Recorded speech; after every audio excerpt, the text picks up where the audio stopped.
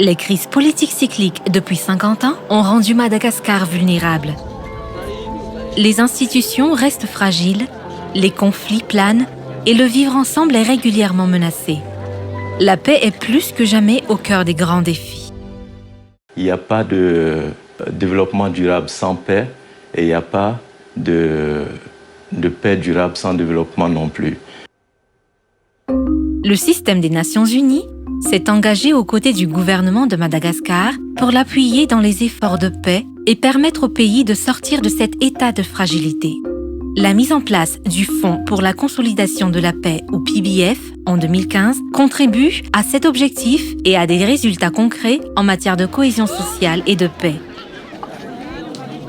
Le Fonds de consolidation de la paix contribue à un certain nombre d'éléments, contribue aux efforts de l'État pour lutter contre la corruption, la gouvernance démocratique.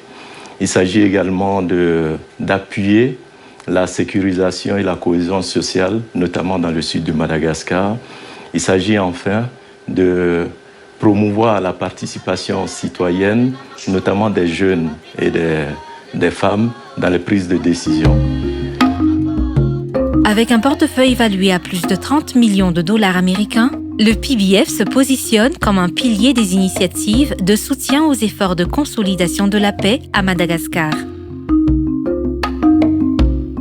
Dans cet effort, les communautés se trouvent au cœur de ces actions.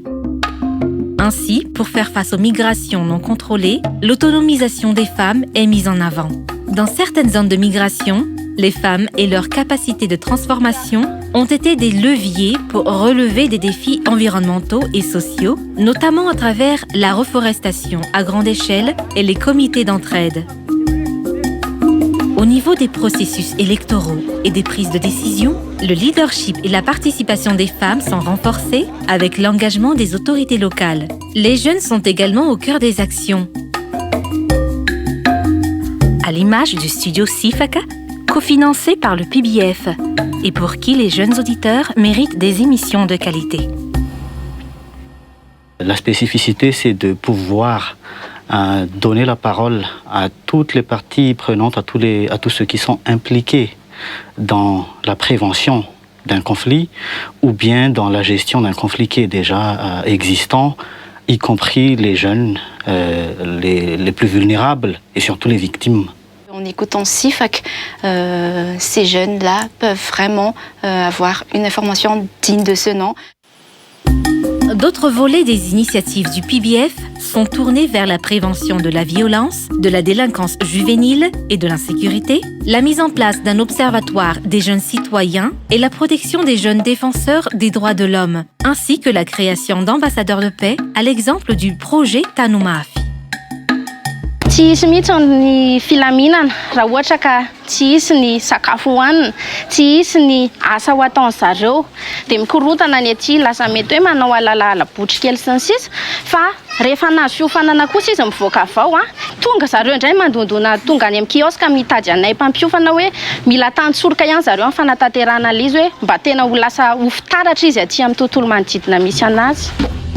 Sur un autre registre, le PBF a participé activement à la réforme du secteur de la sécurité et au renforcement de capacités des forces de sécurité. Le fonds contribue également à la lutte contre la corruption à travers le projet d'appui à une gouvernance démocratique. La corruption, c'est un phénomène qui est source de troubles, non seulement au niveau de la société, mais également au niveau de toutes les institutions d'un pays. Cette collaboration avec le PBF est très bénéfique puisque nous avons pu doter les deux parcs jusqu'à présent avec le financement du PBF. Le pôle anticorruption a statué sur plus de 400 dossiers en 3 ans, représentant un flux financier avoisinant les 49 milliards d'ariary. Un premier pas prometteur dans une lutte qui s'annonce rude. Nous sommes ravis d'avoir trouvé un appui utile et constant de la part du PBF. Cet appui-là s'est concrétisé à travers 2 projets que nous menons actuellement avec le PBF. Projet Aramas, c'est un projet qui s'intéresse à la redevabilité parlementaire et cherche aussi à renforcer la confiance citoyenne envers les députés, puisque l'on sait que par la force des choses, cette confiance-là est encore mise à mal aujourd'hui. Et cela permet aussi aux citoyens d'être informés de ce qui se passe dans le pays et aux décideurs de prendre des décisions qui s'imposent pour lutter plus efficacement contre la corruption.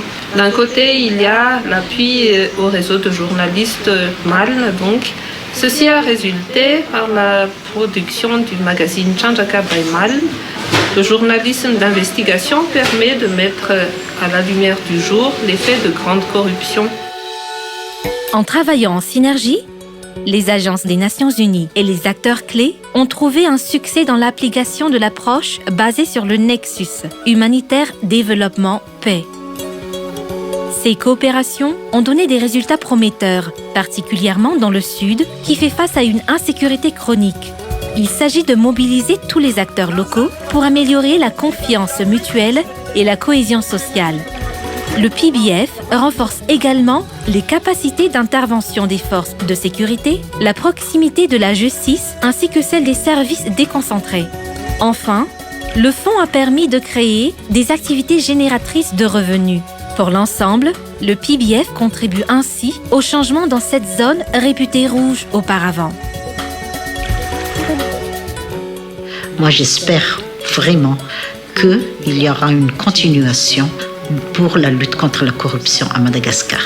Notre association est vraiment très satisfaite de cette collaboration avec le PBF. C'est vraiment quelque chose d'utile pour Madagascar, ce qui a été fait. La paix fait partie des grandes priorités du gouvernement, des Nations Unies et de son secrétaire général. Avec la volonté de relever ces grands défis, le PBF et ses partenaires interviennent dans des sites où peu osent s'aventurer, comme la zone de Béchouk. Ces efforts commencent à porter leurs fruits et méritent d'être soutenus. Le PBF ouvre en effet la voie à la paix durable à Madagascar.